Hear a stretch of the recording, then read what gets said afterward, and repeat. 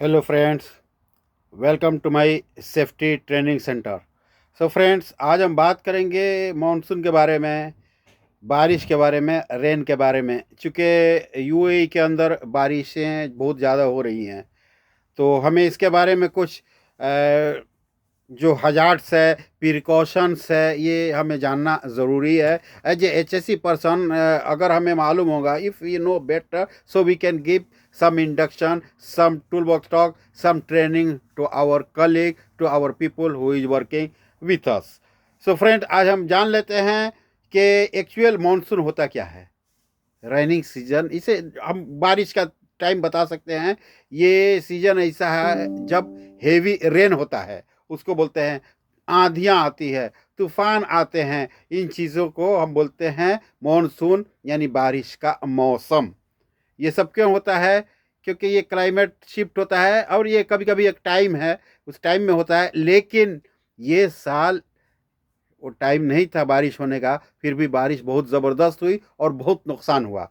सो हम कुछ सिम्टम पहले जान लेते हैं कि इसमें जब भी हम बारिश में भीगेंगे, फ्लड एरिया में जाएंगे, तो हमें तकलीफ क्या हो सकती है? फीवर हो सकता है, हमारा जो नाक से पानी गिरने लग सकता है, टेम्परेचर हमारा बढ़ सकता है, हेडेक हो सकता है, और 48 आवर्स के अंदर कोई बड़ा प्रॉब्लम भी होने का चांसेस है।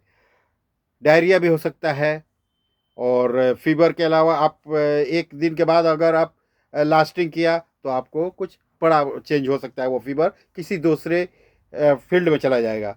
सो फ्रेंड, हमें बचाना है कि हमें डायरिया नहीं हो। अच्छा, तो हम जान लेते हैं कि इसमें पहले खतरा क्या क्या है। इलेक्ट्रिक शॉक, क्योंकि कहीं भी अगर बारिश होने के बाद केबल कटा हो या केबल ज्वाइंट हो गया, केबल कहीं से भी लीक हुआ, तो पानी के अंदर वो ट्रैवल कर सकता है, तो इलेक्ट्रिक शॉक सबसे पहले आया। केविन है, कहीं भी लूज सोइल वगैरह हो गया तो केविन होने का चांसेस है। पुअर विजिबिलिटी, जब बारिश होती है तो अंधेरा हो जाता है, लाइट चली जाती है, तो poor visibility.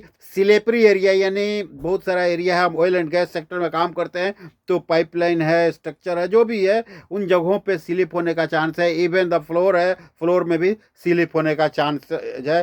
Fall on slope, कहीं कहीं स्लोप है जहां हम काम करते हैं, उन जगहों पे हम जाएंगे तो गिरने का चांस है। लैंडस्लाइड्स हो सकता है, जमीन धंसने का चांस हो सकता है। हेवी विंड हो सकता है, हेवी स्टॉर्म हो सकता है।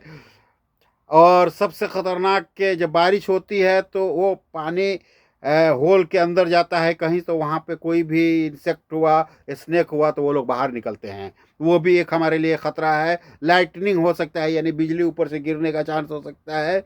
और हेल्थ एंड हाइजीन इशू ये कॉमन है, क्योंकि हमारे अंदर जो पानी केमिकल मिक्स वाटर आएगा और हमारे बॉडी को टच होगा, हमारे हेल्थ को प्रॉब्लम करेगा, हमारे हाइजीनिक इशू हो जाएगा। तो ये खतरा अगर आप जानते हैं, तो आप अपने बंदों को बेहतरीन टूल बॉक्स दे सकते हैं, बेहतरीन ट्रेनिंग दे सकते हैं। सो फ्रेंड्स, ये इस वीडियो से आपको बहुत कुछ मिलेगा। अभी हम प्रिकॉशन देख लेते हैं, कंट्रोल्स देख लेते हैं। तो जो भी इलेक्ट्रिकल डीबी है, उसको कवर करके हमें रखना है। शेडेड एरिया होना चाहिए, एटलीस्ट प्लास्टिक से कवर करके हाइट पे रखना है, ताकि उसके अंदर पानी जाने का चांस नहीं हो।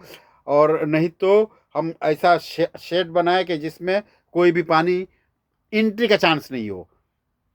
दूसरा क्या है कि इंश्योर, हमें ये इंश्योर होना है कि कोई भी केबल कट नहीं है, ज्वाइंट नहीं है। इसलिए कि केबल कट होगा, ज्वाइंट होगा, तो वहाँ लीक होने का चांस है, और उस लीक होने के बाद इलेक्ट्रिक्यूशन हो सकता है, इलेक्ट्रिकल हजार्ड हो सकता है।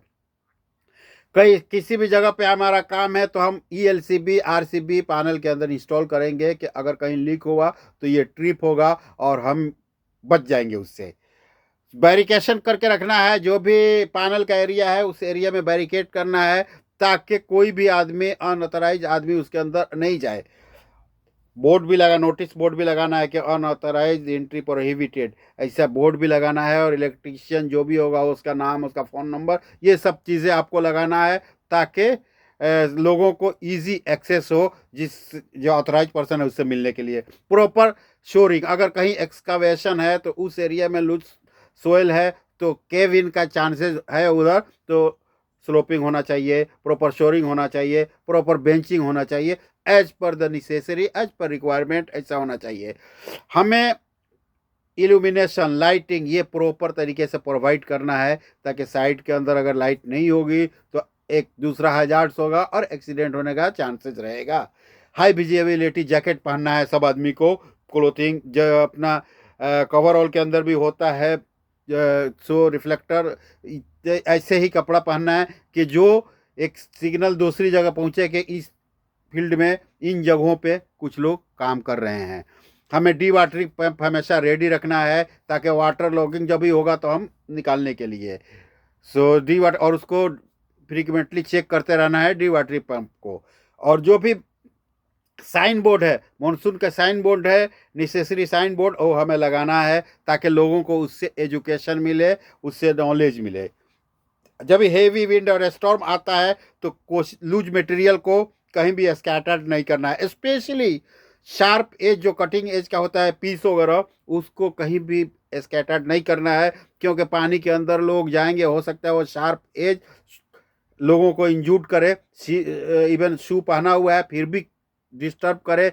तो इन शार्प एज को एक सही जगह पे आपको रखना है, ताकि किसी को भी कोई प्रॉब्लम नहीं हो, काम करने वाला आदमी लोग को। इमरजेंसी के लिए हमें प्रिपेयर करके रखना है, जैसे फर्स्ट एड फैसिलिटीज हमारे पास होना चाहिए, इमरजेंसी व्हीकल हमारे पास होना चाहिए, एम्बुलेंस हमारे पास होना चाहिए, ये सब चीज़ें अवेलेबल होनी चाहिए, ताकि हम इन केस ऑफ इमरजेंसी हम उसे इमीडिएट यूज़ कर सकें।